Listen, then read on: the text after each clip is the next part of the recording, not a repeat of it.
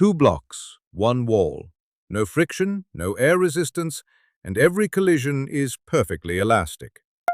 When the two masses are equal, you hear exactly 3 clacks. Now make the big block 100 times heavier, 31 clacks. 10,000 times heavier, 314 clacks. 1 million times heavier, 3,141 clacks. Now, stack those counts. 3, 3-1, 3-1-4, 3-1-4-1. You are reading the decimal digits of pi. There is no circle anywhere in this setup, just 2 blocks, a wall, and a counter. And yet the most famous constant in geometry is hiding inside. Today, we hunt down the hidden circle, and by the end, these clacks will even whisper something about quantum computing. Welcome to AxiomMotion. Let's slow everything down and state the rules of this strange game precisely. A small block of mass m sits at rest between a rigid wall and a much larger block of mass, capital M. The floor is perfectly frictionless, and every collision, whether block against block or block against wall, is perfectly elastic.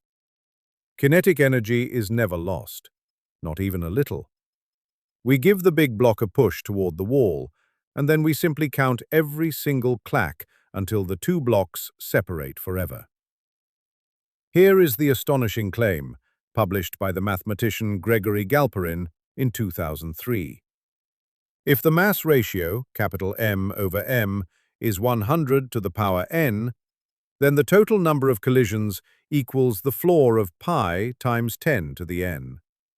It spells out the first n plus 1 digits of pi. Equal masses give 3 collisions.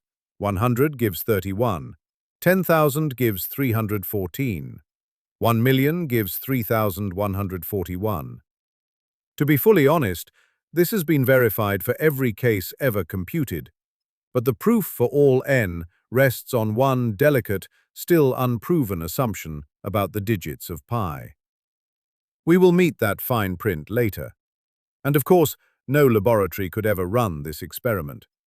Already at 100 to the 7th power, the big block would weigh 100 trillion kilograms if the small one weighs just 1, and the pair would clack more than 31 million times without losing a single joule. So this is a thought experiment, an idealized machine made of pure mathematics, and somehow this machine computes pi. The real question, the one that makes this beautiful, is why. To understand why pi appears, we first have to understand a single collision.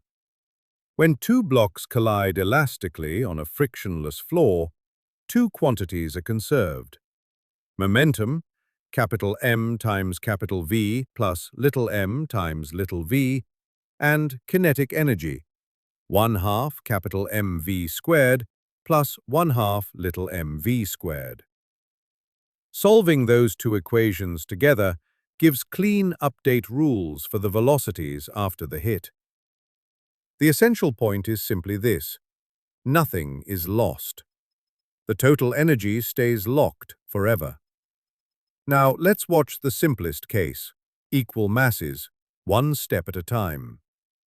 The big block drifts left with speed 1, and the small block waits at rest. First collision. When the masses are equal, the two blocks just trade velocities. The big block stops dead, and the small block shoots left toward the wall. The wall throws the small block back. That bounce is the second collision. It races right, catches the motionless big block, and they trade velocities once more.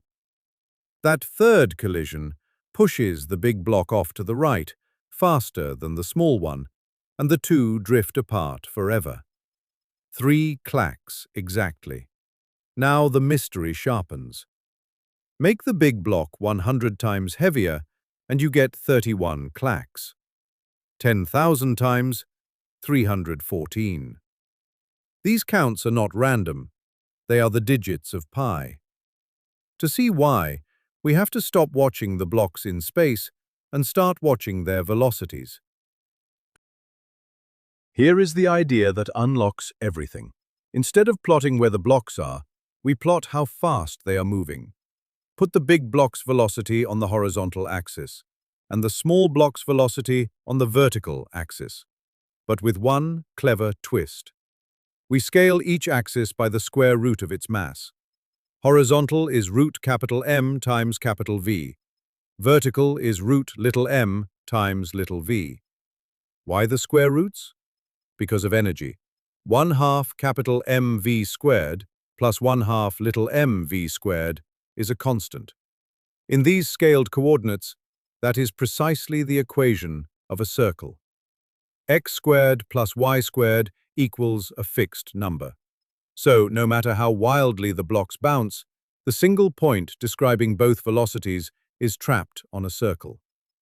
Energy conservation is a circle wearing a disguise. Watch what the collisions actually do. Each one jumps the point to a new place, and we connect the jumps.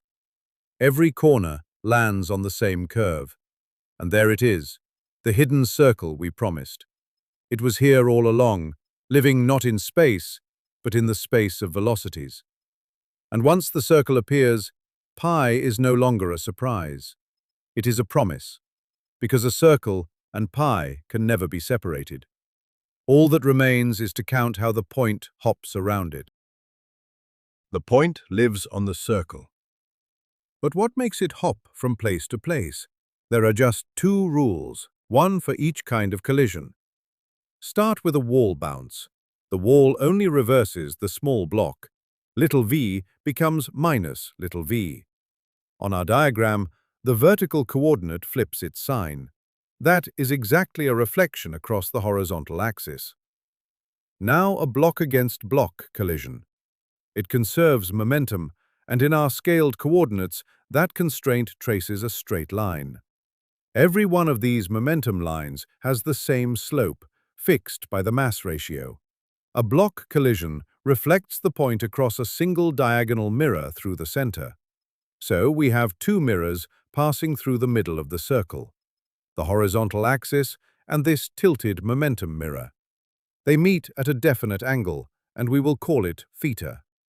The entire motion is now just light bouncing between two mirrors. Reflect off the diagonal, reflect off the axis, again and again, and the point marches steadily around the circle, one bounce at a time. Two mirrors meeting at the center of a circle. If you have ever counted reflections between two mirrors, you already know that pi is about to appear. Two mirrors through the center of a circle, meeting at an angle theta. Now we count. Here is the key fact from geometry. Reflecting off one mirror and then the other rotates the point around the center by exactly twice the angle between them. 2 theta for every pair of collisions. So each round trip advances the point by the same arc, 2 theta, like a clock ticking around the circle. The collisions keep coming until the point has swept halfway around, a total angle of pi. The number of collisions is therefore just how many times theta fits inside pi. The floor of pi divided by theta. And what is theta? It is the arctangent of the square root of little m over capital M. When the mass ratio is 100 to the n, that square root is 1 over 10 to the n. And for a tiny angle, the arctangent of a small number is almost exactly that number. So theta is essentially 10 to the minus n, and the count becomes the floor of pi times 10 to the n. The digits of pi, tumbling out of nothing but mirrors and a circle. One honest piece of fine print. At equal masses, theta is exactly 45 degrees, so pi over theta is exactly 4. Yet the true count is 3, not 4, because the final alignment lands without a collision. The exact rule is the ceiling of pi over theta minus 1. For every heavier mass ratio, the subtlety disappears, and the clean floor of pi times 10 to the n is correct. The circle is one way to see the pie. Galperin's original argument is another, and it is made of light. Collapse the two blocks into a single point, whose two coordinates are the two block positions, each scaled by the square root of its mass. In these coordinates, the point travels in perfectly straight lines, and the wall and the block contact become two flat mirrors. The region between them is a thin wedge, and its opening angle is exactly theta. The whole collision story is now a single beam of light, bouncing back and forth inside that wedge. Every bounce is one clack.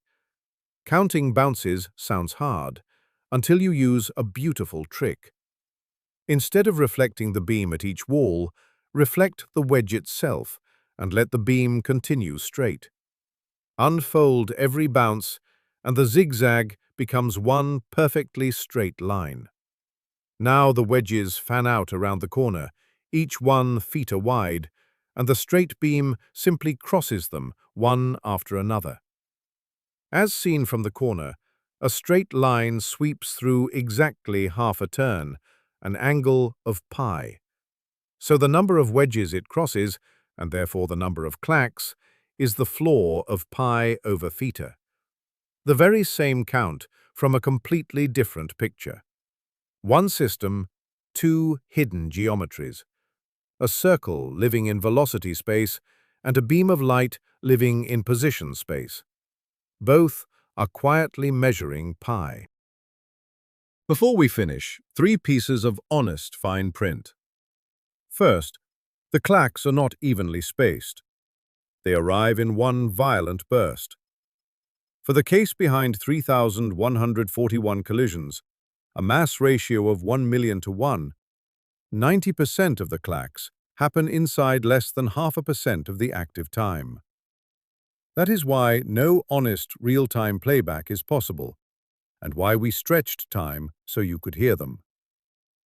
Second, the digits themselves.